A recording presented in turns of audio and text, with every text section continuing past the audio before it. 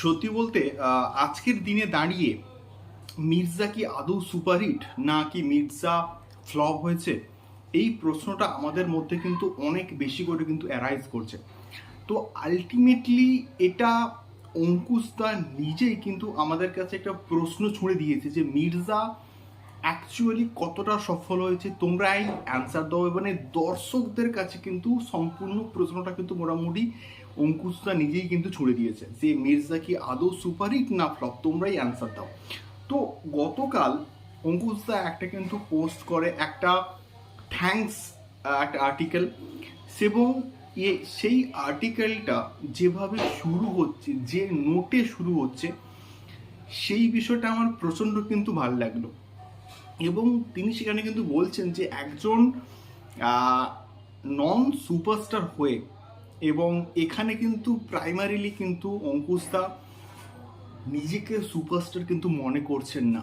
এখানে বাংলার সুপারস্টার দেবদা, জিতদা এবং হচ্ছে আমাদের প্রসেনজিৎ।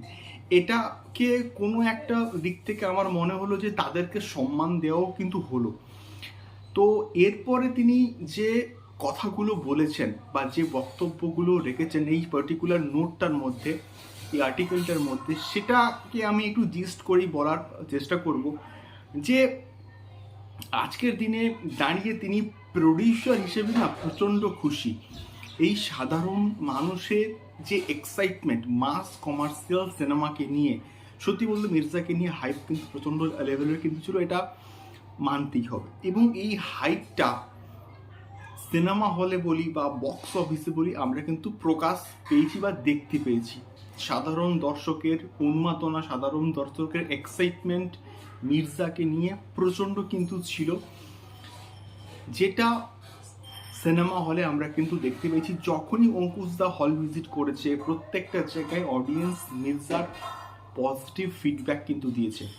তো আলটিমেটলি অঙ্কুশদা মির্জার কিন্তু একটা বক্স অফিস কালেকশনস জানিয়েছে, এবং সেটা সত্যি বলতে প্রচণ্ড গ্রহণযোগ্য একটা কালেকশনস। মাল্টিপ্লেক্স চেঞ্জ এবং সিঙ্গেল স্ক্রিন সব কিছু মিলিয়ে মির্জা প্রথম সপ্তাহে কিন্তু প্রায় ৭৫ লক্ষ টাকার কিন্তু কালেকশনস করতে পেরেছে, এবং সব কিছু স্যাটেলাইট এবং ডিজিটাল রাইট সব কিছু মিলিয়ে মির্জার 60% কিন্তু যে বাজেট কিন্তু মোটামুটি রিকভার হয়ে গেছে।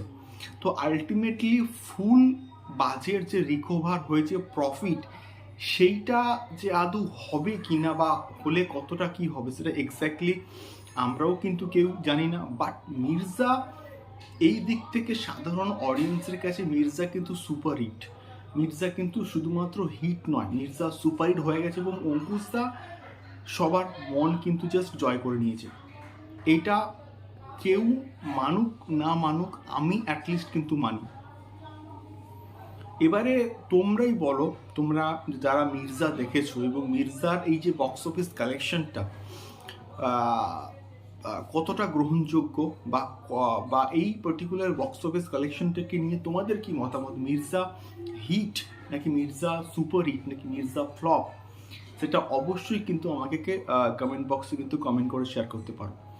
তো আমার ভার্ডিক্ট অনুযায়ী একটা শুধুমাত্র মাল্টিপ্লেক্স চেনের বক্স অফিস কালেকশনস বা সিঙ্গেল স্ক্রিনের, মানে ম্যাক্সিমাম সিঙ্গেল স্ক্রিনে মির্জার রেসপন্স কিন্তু ভালো ছিল। মানে প্রথম সপ্তাহে আমি কথা বলছি, ডে 1 বা ডে 2 বা পয়লা বৈশাখের দিনগুলোতে এরকম প্রচুর প্রচুর কিন্তু সিঙ্গেল স্ক্রিন আছে যেগুলোতে মির্জা ভালো কিন্তু চলেছে।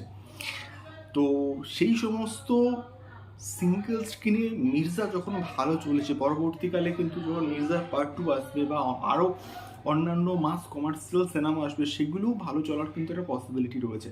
তো এটাই হচ্ছে এইরকম আস্তে আস্তে টুকটুক করে কিন্তু মাস কমার্শিয়াল সিনেমার যে এরাটাকে কিন্তু আরও একবার ফিরিয়ে নিয়ে আসতে হবে, যেটা অঙ্কুশদা কিন্তু যে একটা ছোট্ট ইনিশিয়েটিভ নিয়েছে, এটা কিন্তু দেখে আমার বেশ ভালো লাগলো। তো এই বিষয়টাকে নিয়ে তোমাদের কি মতামত? মির্জা কি আদৌ সুপারহিট না হিট নাকি ফ্লপ, আমাকে অবশ্যই কিন্তু কমেন্ট বক্সে কমেন্ট করে শেয়ার করতে পারো। দেখা হচ্ছে পরবর্তী ভিডিওতে। টাটা।